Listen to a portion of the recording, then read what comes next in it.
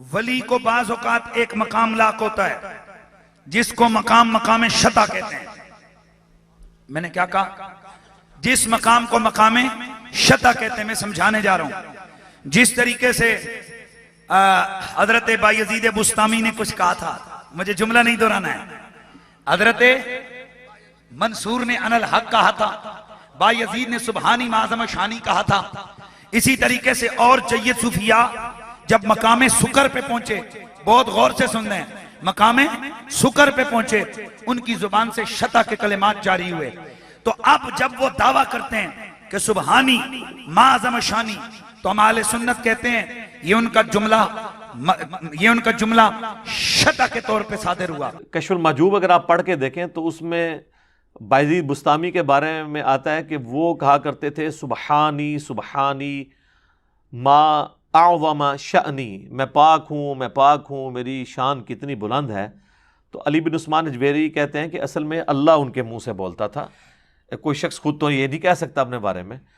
تو وہ بولنے والی حق تعالیٰ کی زبان تھی بایزید کے منہ سے. اب یہ وہ عقیدہ ہے جو ہمارا نبی الاسلام کے لیے بھی نہیں ہے. ہم نبی صلی اللہ علیہ وآلہ وسلم کے قلب اطہر پہ قرآن کا نزول مانتے ہیں.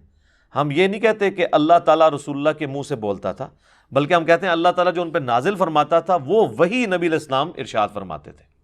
یہ عقیدہ تو ہمارا نبی علیہ السلام کے بارے میں بھی نہیں ہے. اور پھر تذکرۃ الاولیاء کے اندر بھی یہی ان کے دعوے لکھے ہوئے ہیں, اور وہ بھی یہی اسی قسم کی باطل تعویلات کرتے ہیں. اور پھر وہ تو ایک سٹیپ آگے چلے گئے نا.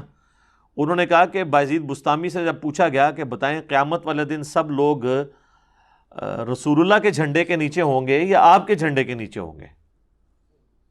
یہ پوچھنے والے بٹ کیڑے نے جنہوں نے قرآن حدیث دے ہی نہیں پتا. تو کہتے ہیں میں قسمیاں کہتا ہوں کہ محمد صلی اللہ علیہ وآلہ وسلم اور تمام انبیاء میرے جھنڈے کے نیچے ہوں گے. اور یہاں پہ انہوں نے ختم نہیں کیا, وہ کہتے ہیں لوائی اعظم من لوائی محمد, میرا جھنڈا محمد کے جھنڈے سے بھی بڑا ہوگا. استغفر اللہ واتوب الیہ. حضرت صاحب اگر آپ نے یہ بات کہی ہے نا تو آپ پاکستان میں آئیں تو سب سے پہلے میں پٹیشن فائل کروں گا 295C کی. اب ان لوگوں کے ماننے والوں کو کم از کم ان کتابوں کو پرنٹ کرنے والوں پہ تو 295C لگوانی چاہیے جب تک وہ پرنٹنگ سے توبہ نہیں کرتے. تو پھر وہ مصنف عطار صاحب جو ہیں فرید الدین عطار, وہ اس کی تعویل کرتے ہیں. وہ کہتے ہیں یار کہ بات یہ اتنے بڑے بزرگان دین تھے, یہ کیسے رسول اللہ کی توہین کر سکتے ہیں؟ اصل میں ان کے منہ سے اللہ بول رہا تھا. جب وہ کہہ رہے تھے نا کہ میرا جھنڈا محمد کے جھنڈے سے بڑا ہے, تو اللہ کا جھنڈا تو محمد کے جھنڈے سے بڑا ہی ہوگا.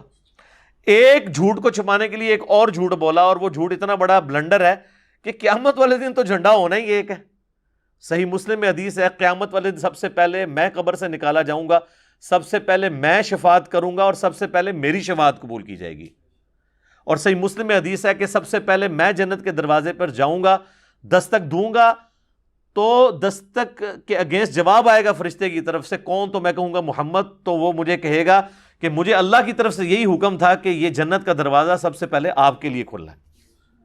یہ ہے کتابوں کا خدا, یہ ہے کتابوں کا پیغمبر, اور بابوں کا ریلیجن. اب آپ دیکھ لیں. اور اس کو کہتے ہیں شطحیات.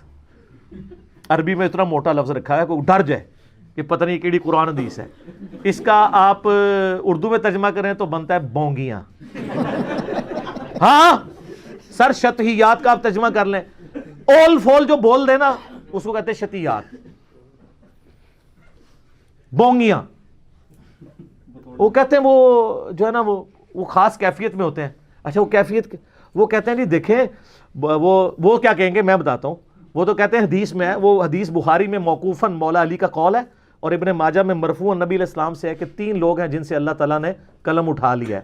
نمبر 1 جو بچہ ہے نابالغ, نمبر 2 سویا ہوا شخص, اور نمبر 3 جو پاگل ہے.